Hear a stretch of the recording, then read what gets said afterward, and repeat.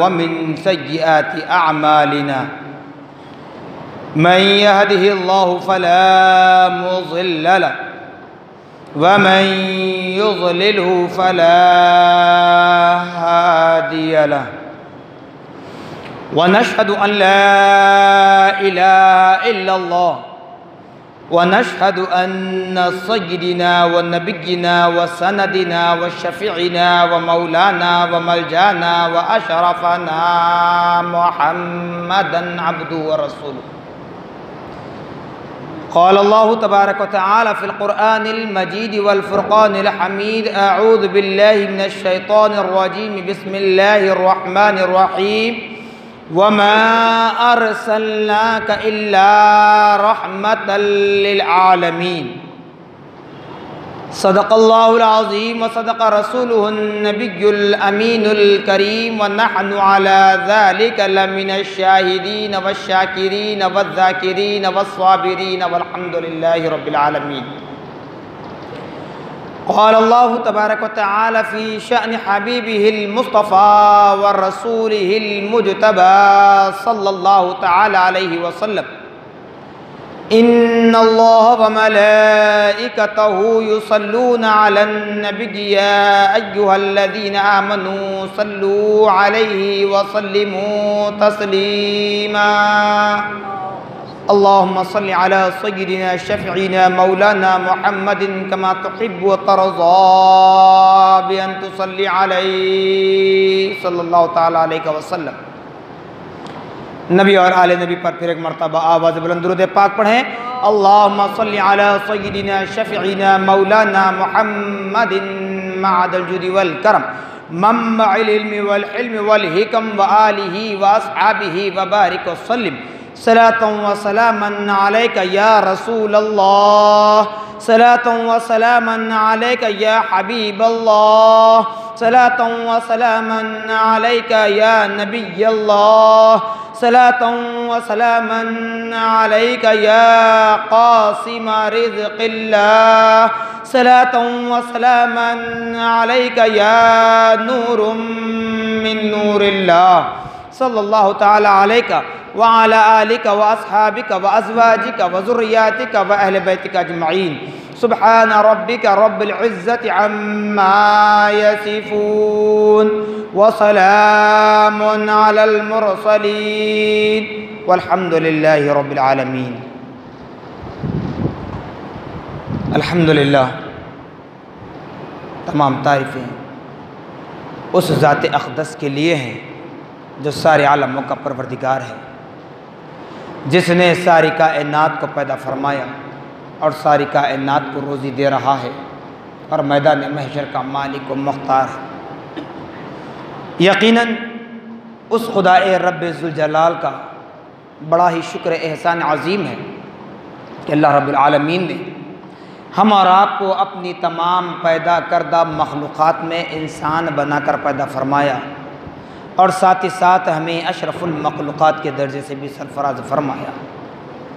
अल्लाह जल्ला जलालहु अम्मा नवालहु का बेपनाह शुक्र एहसान अज़ीम है कि रब काबा ने हम और आपको अपने नबी मुकर्रम रसूल मुहतशम साहिब लौलाक बाइस तख्लीक़ कायनात फ़ख्र मौजूदात अर्श के दुल्हा अर्श के मेहमान आमिना के लाल अब्दुल्लाह के दुर्र यतीम दाई हलीमा के गोद के पाले ताजदार मदीना हज़रत मोहम्मद मुस्तफ़ा अहमद मुजतबा सल्लल्लाहु ताला अलैहि वसल्लम की उम्मत बबरकत में पैदा होने का एज़ाज़ बख्शा। अल्हम्दुलिल्लाह सुम्मा अल्हम्दुलिल्लाह, अल्लाह रब्बुल इज़्ज़त ने हमें इस फना होने वाली दुनिया की ज़िंदगी अता फरमाई ताकि हम इस फना होने वाली दुनियावी ज़िंदगी में रहकर अपने माबूद हकीकी और रसूल मकबूल सल्लल्लाहु ताला अलैहि वसल्लम की रज़ा व खुशनुदी हासिल कर सकें। करम पर करम बालाए करम यह है जो आज के दिन को हम जानते हैं तो जुमा के नाम से जुमा का दिन ईदुल मोमिनीन का दिन कहलाता है, मोमिनीन के लिए ईद का दिन कहलाता है। फिर दूसरी नेमत हमें यह हासिल हो रही है कि आज ईदुल आयात का दिन है, ईदों की ईद। चाहे लोग कुछ भी एतराज़ करें, कमेंट करें, लेकिन हम गुलामान मुस्तफ़ा सल्लल्लाहु अलैहि वसल्लम, हम अहले सुन्नत वल जमात आज की दिन को, आज की तारीख़ को ईदुल आयाद ही कहेंगे। क्योंकि अगर ये ईद ना होती तो ना दीद होती, ना कोई और ईद होती। ईदुल मोमिनीन, ईदुल आयात, फिर अल्हम्दुलिल्लाह इंशाअल्लाहुल अज़ीज़ुल मुस्तआन व इंशाअल्लाह रसूल बाद नमाज जुमा फिर हम प्यारे आका मुहम्मदुर रसूलुल्लाह सल्लल्लाहु ताला अलैहि वसल्लम के आसार मुबारक की हम ज़ियारत से मुशर्रफ होने का मौका अल्लाह ने हमें इनायत फरमाया। और आज देर हो जाए मगर सुकून इत्मीनान के साथ तशरीफ़ रखिए, क्योंकि न जाने फिर आने वाला साल, आने वाला दिन, आने वाले दिनों में ये मौका हमें नसीब हो या ना हो। आज अरबी खुतबा भी जो होगा बड़ा तवील होगा, बड़ा तवील होगा। अपनी नज़रों को घड़ियों से हटा दो, क्योंकि आज अरबी खुतबा वो पढ़ूं जो मदीने मुनव्वरा में आज के दिन पढ़ा जाता है। जामे निज़ामिया के फाउंडर शहजादे फ़ारूक आज़म इमाम मोहम्मद अनवारुल्लाह फ़ारूक़ी अलैहि रहमत रिज़वान ने जिस वक्त मदीने मुनव्वरा में मुकम्मल तौर पर रहने के इरादे से गए थे, 12 रबीउल मुनव्वर के दिन मदीनतुल मुनव्वरा में मस्जिद नबवी में खुतबे मेलाद को आपने समाअत फरमाया, तो वहाँ से उस खुतबे मेलाद को लाकर हमारे शहर हैदराबाद की तारीख़ी मक्का मस्जिद में उसका आगाज़ फरमाया, जिसको मेरे मुशफ़िक़ मुरब्बी व मेहरबान उस्ताद मोहतरम मिसबाहुल खुर्रा हज़रतुल अल्लामा अब्दुल्ला कुरैशी अल अज़हरी अलैहि रहमत रिज़वान मक्का मस्जिद के मिंबर से वो खुतबा पढ़ा करते थे। इत्तेफाकन आज जुमा का दिन आ ही गया, 12 रबीउल अव्वल की तारीख आ ही गई, तो मैंने तय किया कि आज खुतबे ऊला की जगह वही खुतबे ऊला, खुतबे मिलाद हम पढ़ेंगे। ये सारी चीज़ें बताने का मकसद यही है कि हमेशा तो हम फ़ौरन नमाज होते ही निकल जाते, 2 रकात फ़र्ज़ पढ़ते हैं, लेकिन आज पूरे इत्मीनान के साथ बैठे हैं, न नौकरी है, न दुकान है, न कुछ है। बाहर जाकर वो जुलूसों में शोर शराबा करने से, बाहर चबूतरों पर बैठने से बेहतर होगा कि आप अल्लाह के घर में बैठे रहें, सरकार के आसार की ज़ियारत भी करें पूरे सुकून इत्मीनान के साथ। जहाँ तक मेरी आवाज़ जा रही है वो इस नीयत से मस्जिद में आए, आज ईदुल मोमिनीन, ईदुल आयात, फिर खुतबे मेलाद, फिर नबी पाक सल्लल्लाहु अलैहि वसल्लम के आसार मुक़द्दसा के में ज़ियारत करनी है, तो इस मकसद के तहत आइए। जो जो हमारी दिली जायज़ तमन्नाएँ हैं वो तमाम दिली जायज़ तमन्नाओं को लेकर सामने आए और आसार मुबारक की ज़ियारत करते हुए गुजरे इंशाअल्लाहुल अज़ीज़ुल मुस्तआन व इंशा रसूल। अल्लाह रब्बुल इज़्ज़त इस दिन के सदक़े, इस तारीख़ के सदक़े, इस आसार मुक़द्दसा के सदक़े अल्लाह रब्बुल आलमीन हमारी तमाम दिली जायज़ तमन्नाओं को पूरा कर दे। मकसद यही हो, एक लाइन से आए, चलते रहें, आवाज़ पुकार न करें, पढ़ना है दुरूद शरीफ पढ़ें, यकीन हमारे लिए बाइस बरकत है। तो बहरहाल अल्लाह रब्बुल आलमीन का बड़ा ही शुक्र एहसान अज़ीम है कि आज हमें इस अज़ीम दौलत से माला माल फरमा रहा है, इस अज़ीम दिन से नवाजा है। न जाने फिर आने वाले साल हम ज़िंदा रहें या ना रहें, मौका नसीब हो या ना हो। तो मौजूद सामईन मोहतरम, जैसे कुरान मुक़द्दस में अल्लाह रब्बुल आलमीन ने फरमाया, वमा अरसलनाका इल्ला रहमतल लिल आलमीन, ऐ महबूब हमने आपको भेजा, हमने आपको भेजा दुनिया में भेजा, ज़मीन पर भेजा, सिर्फ इंसान बनाकर नहीं, सिर्फ नबी बनाकर नहीं, बल्कि तमाम आलमों के लिए रहमत बनाकर भेजा। तमाम आलमों के लिए, जितने आलमों के मालिक खुदाए बरतर की ज़ात है, उन तमाम आलमों के लिए रहमत मुहम्मदुर रसूलुल्लाह सल्लल्लाहु अलैहि वसल्लम को बनाकर भेजा। इस फना होने वाली दुनिया में कमोबेश 1,24,000 अंबिया अलैहिस्सलाम अजमईन इस रोए ज़मीन पर जलवागर हुए। सब अंबिया अलैहिस्सलाम नबूवत और रिसालत से उन्हें नवाजा गया था, नबूवत और रिसालत से उन्हें नवाजा गया था। तो किसी ख़ित्ते के लिए, किसी कस्बे के लिए, किसी शहर के लिए, किसी मुल्क के लिए वो मुख्तस किए गए थे, ख़ास किए गए थे। लेकिन मुस्तफ़ा जान रहमत सल्लल्लाहु अलैहि वसल्लम को जब अल्लाह रब्बुल आलमीन ने वमा अरसलनाका इल्ला रहमतल आलमीन के खिताब से सरफराज फरमाया, तो अब कोई क़िता, कोई हिस्सा, कोई ज़मीन, कोई आसमां खाली नहीं है जहाँ मेरे नबी की रहमत ना बरसती हो। अरे जहाँ खुदा की हिकमत इस्तेमाल होती है वहीं पर नबी की रहमत का नुज़ूल होता है। अब जिसके दिल में खुदा नहीं है तो फिर उसके दिल में नबी नहीं है। अगर खुदा का खौफ हमारे दिलों में बसा है तो यकीनन उस दिल में नबी की मोहब्बत बसी होती है।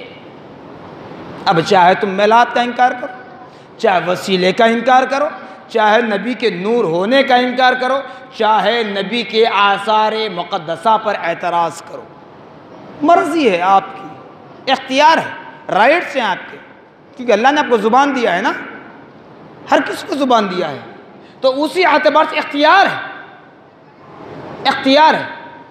मगर इख्तियारात होते हुए भी बसा औक़ात इस्तेमाल करने के लिए मौका महल भी देखना पड़ता है, हालात भी देखने पड़ते हैं। नबी मुहम्मदुर रसूलुल्लाह सल्लल्लाहु अलैहि वसल्लम की वो ज़ात मुक़द्दसा जिनकी ताज़ीम के लिए फरिश्ते खड़े हों, जिनकी ताज़ीम के लिए अंबिया खड़े हों, चाहे मेराज का सफ़र हो, चाहे आपकी बिअसत का मामला हो, जब नबी की ताज़ीम के लिए अंबिया खड़े हो सकते हैं, फरिश्ते खड़े हो सकते हैं, खुद खुदाए रब्बुल आलमीन अपनी मोहब्बत का इजहार कर सकता है, तो ऐ ईमान वालों, आज हम में इतनी कैसी मजाल पैदा हो गई, आज हम इतने काबिल कैसे हो गए कि जो नौज़ बिल्लाह माज़अल्लाह अस्तग़फिरुल्लाह नबी को हम जैसा कहेंगे, नबी को इंसान कहेंगे। याद रखो, अगर मुस्तफ़ा जान रहमत सल्लल्लाहु ताला अलैहि वसल्लम को अल्लाह रब्बुल आलमीन इंसान बनाकर मबऊस न करता, इंसानी लिबास में ना भेजता, तो फिर हमसे बड़ा जानवर कोई नहीं होता।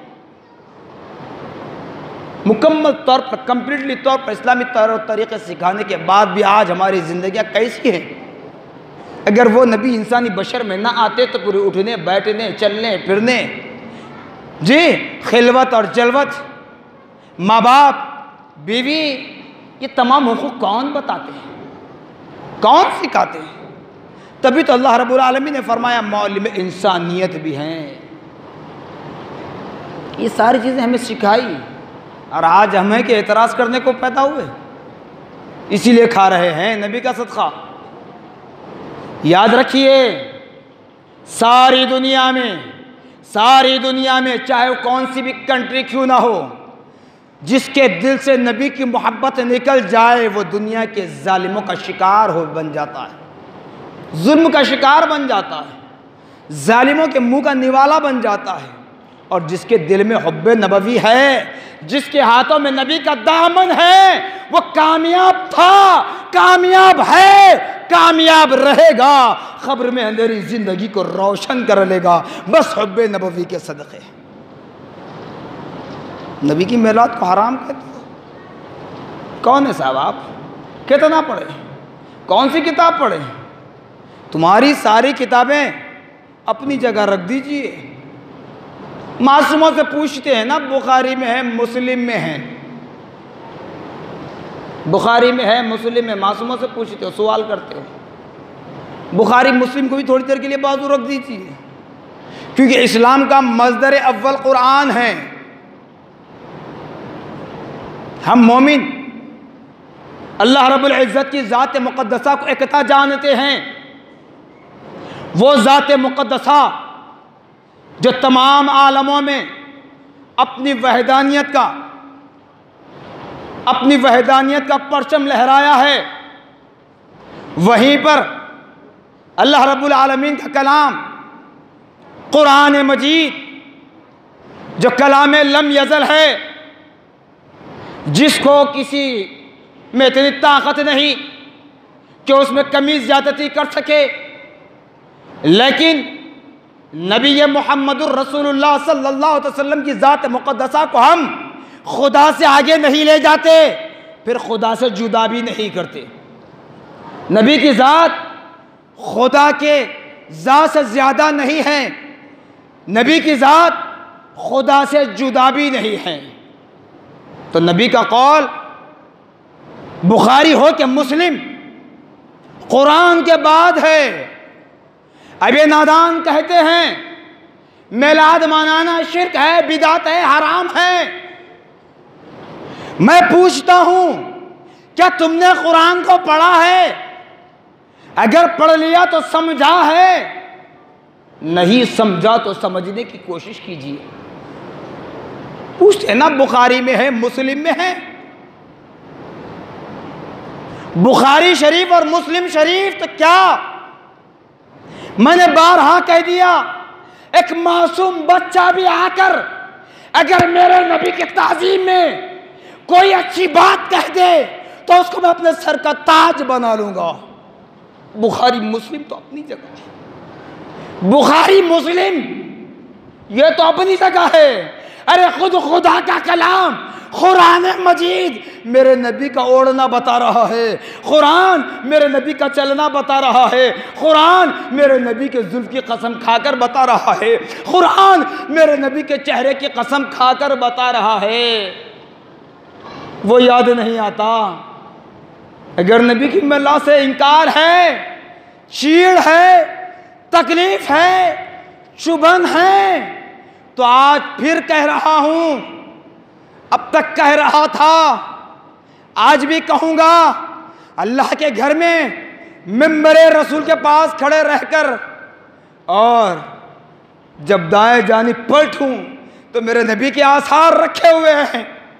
बड़ी जिम्मेदारी के साथ कहता हूं, अगर नबी मुहम्मदुर रसूलुल्लाह की मिलाद मनाने से इनकार करते हो, इनकार कर लो, इख्तियार है, मर्जी है, ऑप्शन दिया गया है, राइट्स दिए गए हैं, लेकिन याद रखना इस ज़मीन को छोड़कर चले जाओ। मेरे नबी का मिलाद अगर मनाने से इनकार करते हो, मेरे नबी के इल्म गैब पर एतराज़ हो, मेरे नबी को नूर नहीं मानना चाहते, मेरे नबी के वसीले के कायल नहीं हैं, मेरे नबी के आसार मुक़द्दसा पर तुम्हारे कमेंट्स होते हैं, बुरे कमेंट्स होते हैं, एतराज़ात होते हैं, तो तुम्हें आज मैं चैलेंज करके कहता हूँ, चाहे मेरी गर्दन चली जाए मुझे परवाह नहीं है, मेरा खून बह जाए मुझे परवाह नहीं है, लेकिन ऐ नादानो, अगर नबी के मिलाद से इनकार करते हो तो इस ज़मीन को छोड़कर जाओ, इस आसमां को छोड़कर जाओ, इस सूरज को छोड़कर जाओ, इस चांद को छोड़कर जाओ, जहां जिंदगी बसर करना है वहां जाकर जो कहना है कह लो। क्यों? जिस वक्त मेरे नबी की विलादत बसआदत हुई, दरअसल हकीकतन जब अल्लाह रब्बुल आलमीन ने अपने ज़ाती नूर से नबी मुहम्मदुर रसूलुल्लाह सल्लल्लाहु अलैहि वसल्लम के नूर को पैदा फरमाया, उस वक्त ना ज़मीन थी ना आसमान था, न ज़मीन थी ना आसमान था, न जन्नत थी ना दोज़ख, न शजर थे ना हजर, न समंदर था ना पहाड़। अरे हद तो ये है, लौह कलम भी नहीं था।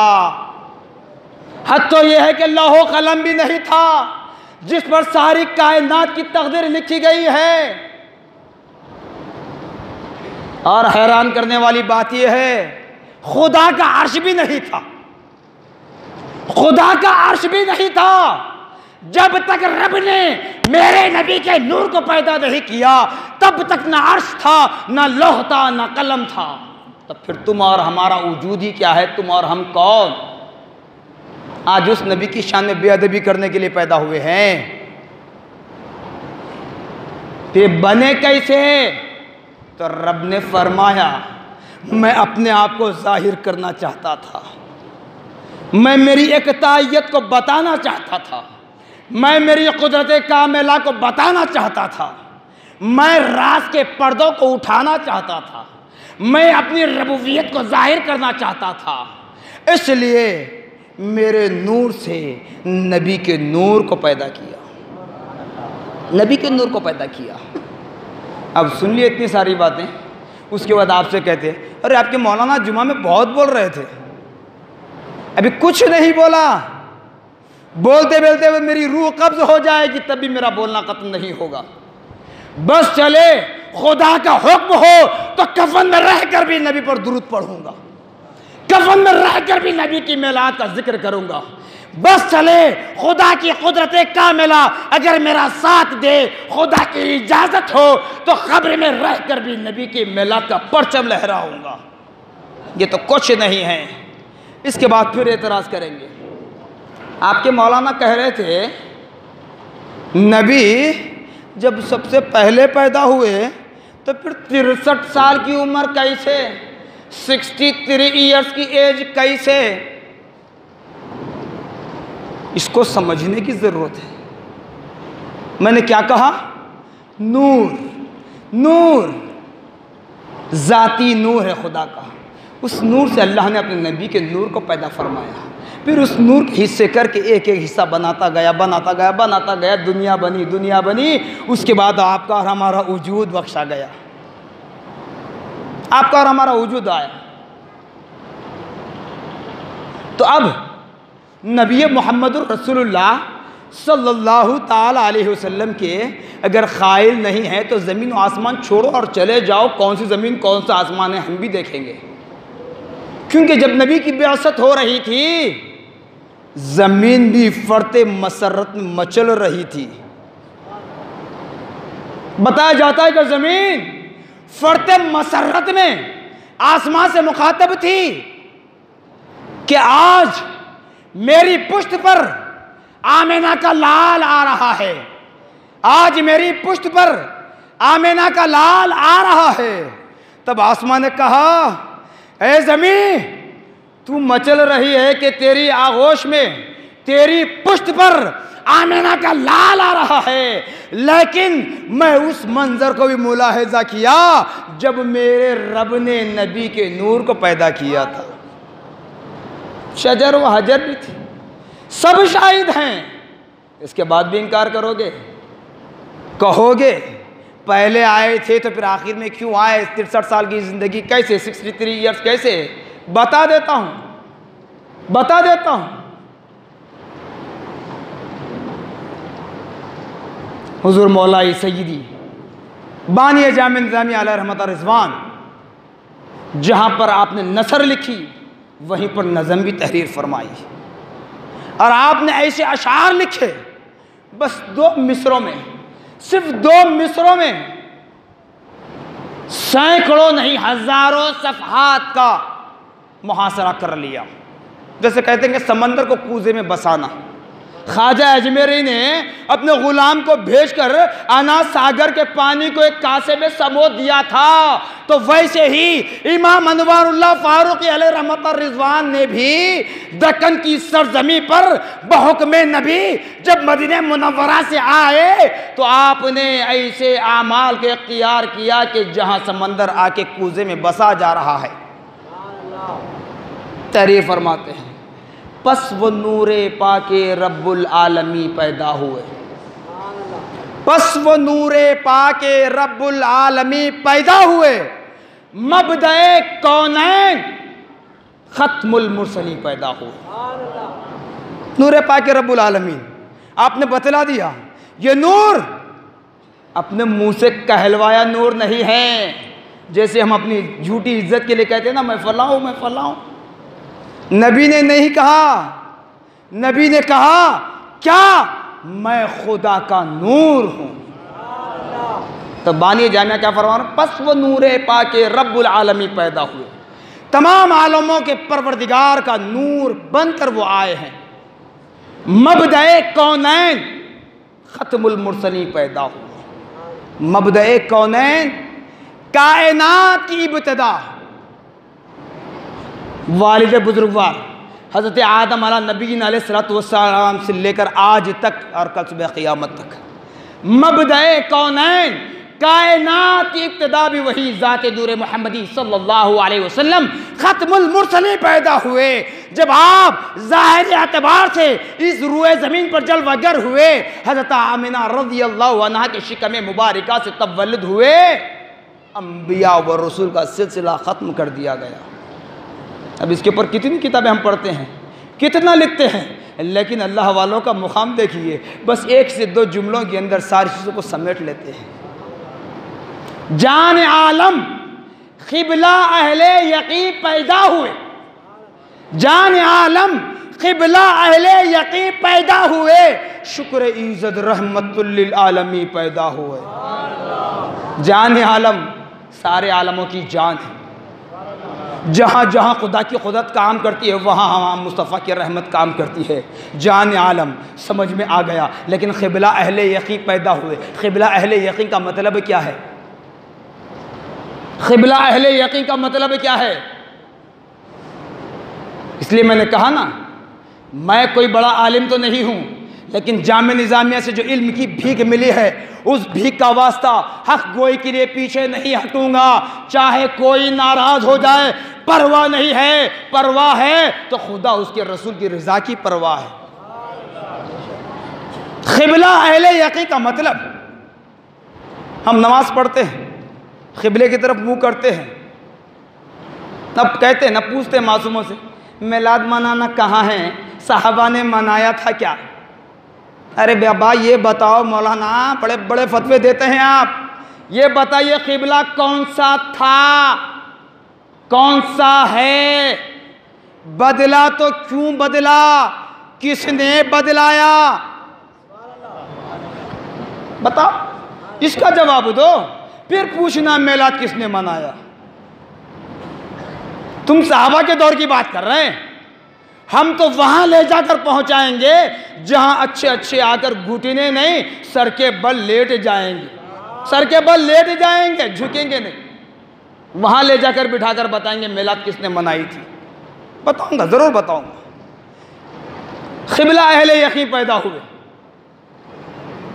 मालूम हुआ बानी जामे निज़ाम रहमा बता रहे हैं क़िबला अहले यकीन पैदा हुए तो क़िबले का यकीन दिलाने वाली ज़ात मुहम्मदुर रसूलुल्लाह सल्लल्लाहु अलैहि वसल्लम।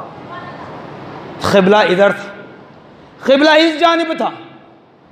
यहाँ से मुराद आप जहाँ पर भी हों, जिस मुकाम पर, सारी दुनिया में जहाँ पर भी होंगे, जब क़िबले की तरफ चेहरा करके ठहरें तो राइट साइड सीधे जानिब जो हिस्सा होगा वो हिस्सा क़िबला है। था, क़िबला था। क़िबले अव्वल इसलिए कहा जाता है। अब बोलेंगे मौलाना जामे जामिया के बानी के अशार बोल बोल के हमारे को ये कर रहा है। नहीं, कुरान भी है सबूत, दलील कुरान है, दलील पूछते ना हर बात पर। क़द नरा तक़ल्लुब वजहिका फ़िस्समा, नबी हालत नमाज में हैं, नबी हालत नमाज में हैं।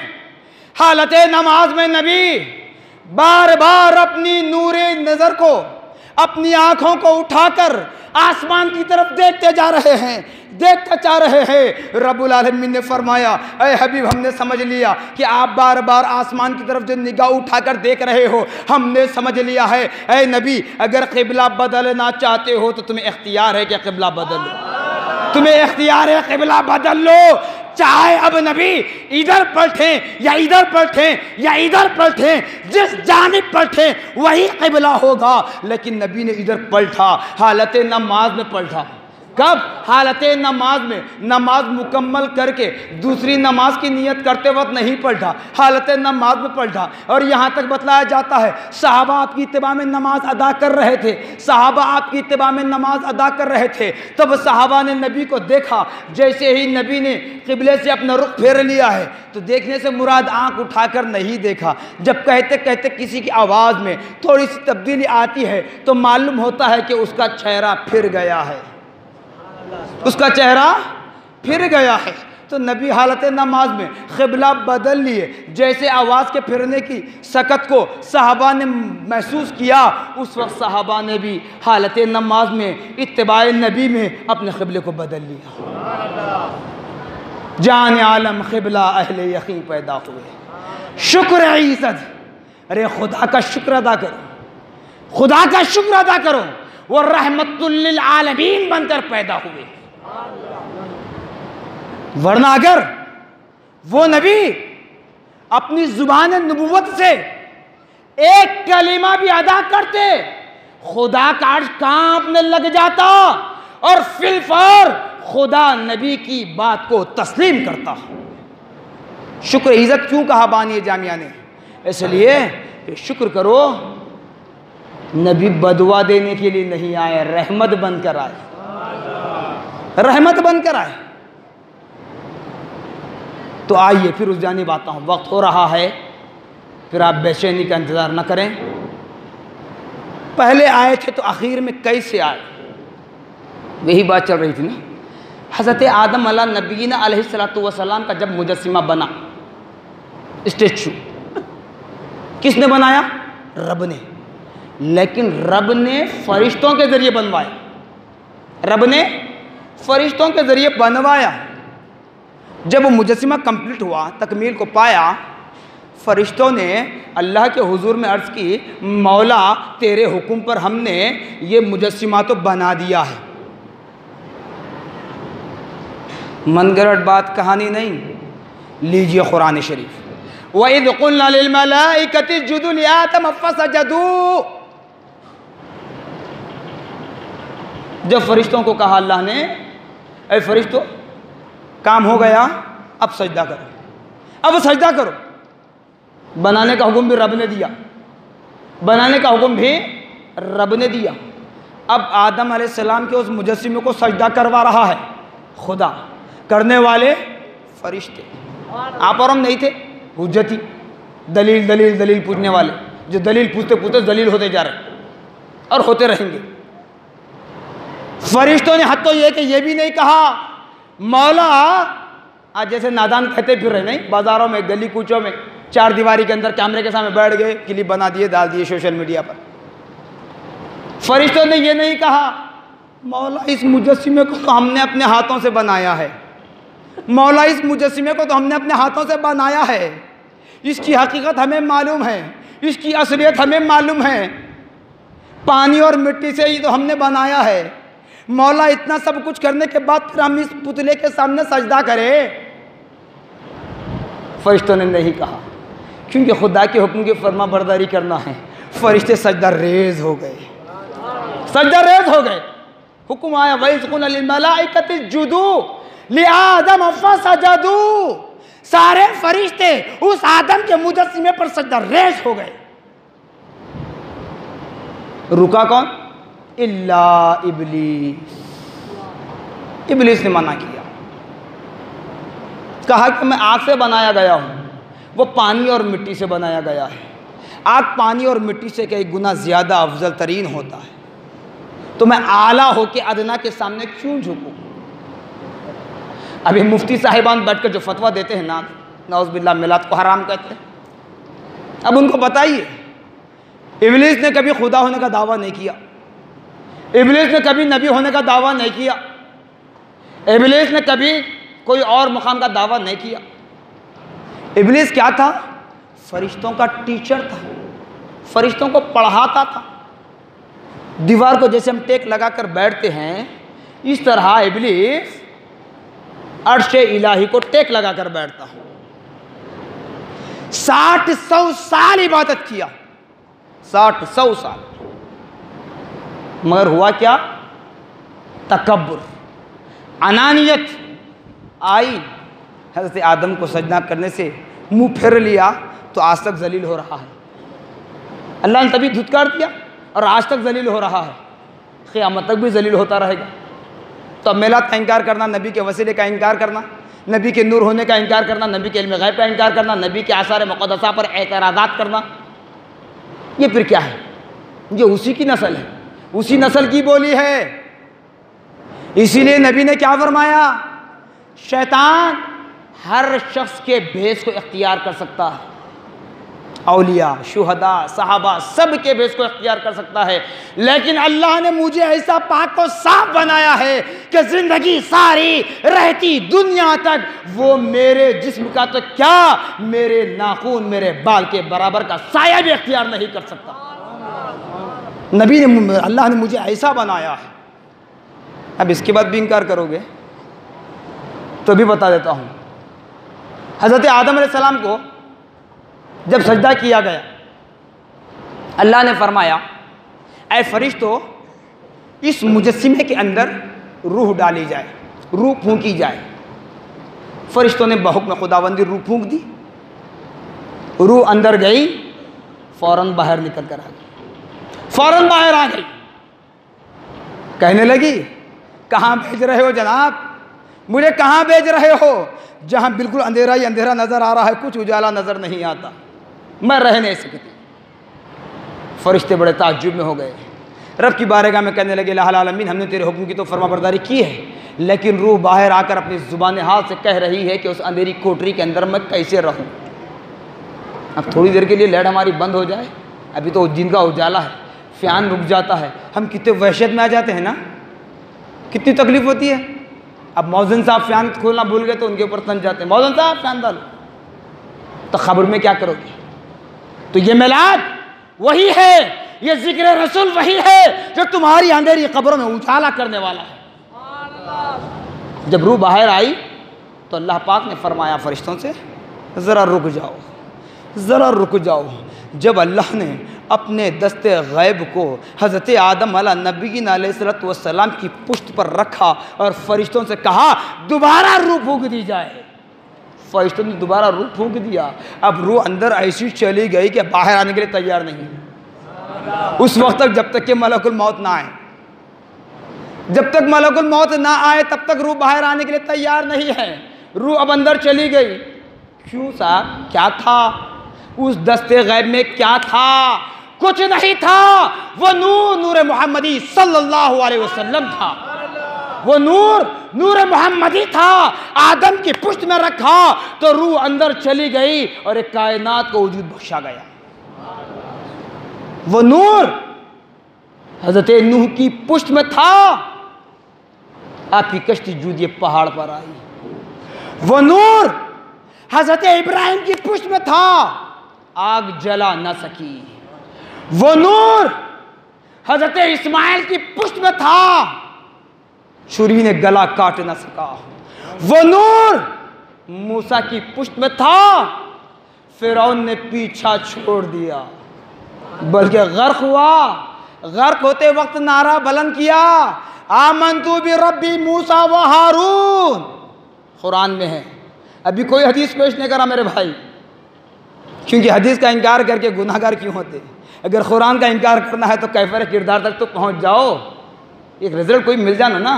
इनकार करना तो अब कर लो, इसलिए कुरान ही बता रहा हूँ। मासूम से बुखारी मुस्लिम तुम पूछते हो और हम अहले सुन्नत की तर्जुमानी करते हुए, मुस्तफा जाने रहमत की गुलामी में रहते हुए कुरान को पेश कर रहे हैं। इसके बाद भी इनकार करो तो पहुंचो कैफर किरदार तक और इंतजार करो मैदान महशर का और अपने दायमी ठिकाने में चले जाओ। वो नूर हजरत ईसा की पुश्त में था, मुर्दों को जिंदा करने का सलीका, वही नूर है। अब इतना सब सुनने के बाद भी अगर फिर पूछते हो, जब पहले थे तो आखिर में कैसे आए? गालिबन आज से 3-4 साल पहले बोल चुका हूँ, फिर एक बार वो बात कह देता हूँ। मिसाल, आसान सी मिसाल, नबी पहले थे तो फिर आखिर में कैसे आए? आप कोई दरख्त उगाना चाहते हैं, कोई दरख्त उगाना चाहते हैं तो क्या करोगे? ज़मीन को खोदोगे, खाद डालोगे, फिर वो बीज डालोगे, फिर उसकी ग़िज़ा पानी सब कुछ डालते जाओगे, ठीक है। और जो बीज डालेंगे वही पौधा उठेगा ना। अंगूर की बीज डाले तो सेब होता क्या? सेब की बीज डाले तो मौज उड़ता नहीं, कुछ नहीं। जो बीज डालेंगे वही फल उठेगा। फल फलार जो भी, अनाज जो बीज डालेंगे। तो आसान सी बात जो समझ में आती है, नबी पहले थे तो आखिर में क्यों आए? आम के दरख्त की मिसाल ले लीजिए। आप ज़मीन में आम की गुठली को डाल रहे हैं, अब उसकी ग़िज़ा पानी खाद वगैरह सब पहुंचा रहे हैं। कुछ दिन बाद एक पौधा नमूदार होता है। वो पौधा बढ़ते बढ़ते बढ़ते बढ़ते एक दरख्त बनता है। दरख्त बढ़ते बढ़ते बढ़ते तनावर दरख्त बन जाता है, पेड़ मोटी हो जाती है, फिर उसकी शाखें फैलने लगती है, फिर फूल लगते हैं, उसके बाद उस पर कैरी लगती है। कैरी लगने के बाद वो पककर आम बनता है। आप चाहे रसाल ले लीजिए या काट कर खाने वाला आम लीजिए, दोनों की बात, आम बन जाता है। अब आप आम खरीद कर घर लाइए खाने के लिए, काटे या रसाल, जिस तरह से उसको इस्तेमाल करें। पहले क्या निकलता है? रस निकलता है, फिर उसका पोस्ट छिलका निकलता है, आखिर में आपके हाथ में क्या बच रहा? गुठली। क्या बचा आखिर में? गुठली। तो हमने क्या गाटा था ज़मीन में? गुठली। तो आखिर में हाथ में क्या आई? गुठली। तो अब झाड़ वाले से पूछोगे, किसान से पूछोगे, क्या किसान तूने ज़मीन को गाटा था बीज गुठली, और आखिर में गुठली कैसे लाया? बदबख्त बोलोगे उसे। तो मालूम हुआ वो गुठली ही जड़ थी असल। पौधा बनाने की, झाड़ बनाने की, फूल लगाने की, फल लगाने की, कैरी बनाने की, आम बनाने की जड़ थी वही गुठली, और आखिर में मज़ेदार भी है वही गुठली। तो नबी मोहम्मदुर रसूलुल्लाह सल्लल्लाहु अलैहि वसल्लम को भी अल्लाह रब्बुल आलमीन ने अपने ज़ाती नूर से पैदा करके अर्श कुर्सी को पैदा किया, लौह कलम को पैदा किया, जन्नत और दोज़ख को पैदा किया, अम्बिया को पैदा किया, फरिश्तों को पैदा किया, सहाबा को पैदा किया, सहाबियात को पैदा किया, ताबईन को पैदा किया, तब ताबईन को पैदा किया, मुफस्सिरीन को पैदा किया, मुहद्दिसीन को पैदा किया, फुक़हा को पैदा किया, औलिया को पैदा किया, शुहदा को पैदा किया, सलासिल तरीक़त नक्शबंदिया, कादरिया, चिश्तिया, सोहरवर्दिया, शुत्तारिया, दिगर ज़ेली सलासिल जितने, उन तमाम सलासिल को पैदा किया। उतना सब होने के बाद भी हर किसी के मुंह पर ज़ुबान पर नारा एक ही है, एक ही नारा है। जब नारे तकबीर कहता है तो नारे रिसालत ज़रूर कहता है, खुदा की वहदानियत बयान करता है तो रसूलुल्लाह की रहमत का जिक्र ज़रूर करता है। सब आए उसी का जिक्र कर रहे हैं। क्यों? उसी रसूल के सदक़े हमारी मग़फ़िरत होने वाली है साहब। यही मिलाद रसूल है जो हमारी नजात का ज़रिया बनने वाला है। तो खुदारा अल्लाह उसके रसूल का वास्ता, आज तक अब तक जिस अंदाज में भी हमने नबी की शान में बेअदबियाँ की हैं, उसको आज तौबा कर लें, तौबतुन नसूहा कर लें, अल्लाह माफ़ करेगा। आखिरी बात बताता हूँ, क्योंकि आसार मुक़द्दस आए हुए हैं तो आसार पर एतराज़ करते हैं, कहते कि उनका ने कहाँ से है, इनका ने कहाँ से है, वो कहाँ से है। अब मुझ पर कितने एतराज़ात होते वो नहीं मालूम। मौलाना 10 साल में आज पहली बार ला रहे हैं, कहाँ से ला रहे हैं?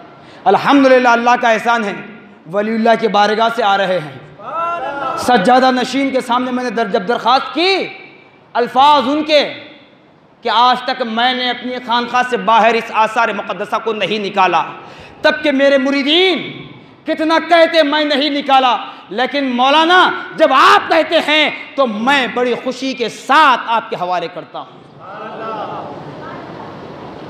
यह आसार है, ये मुक़द्दस है। और कहते कहाँ से आए, क्या है? हाँ बाल होते क्या, वो होते क्या, ऐसे करते। आपके सर के बाल निकाल कर जनाब एक शीशी में मोम में जैसा भी आसार मुक़द्दसा रखते हैं, उस तरह रख कर 1 साल तक रख के देखिए। आज रखिए, फिर आने वाले साल 12 रबीउल को निकालिए।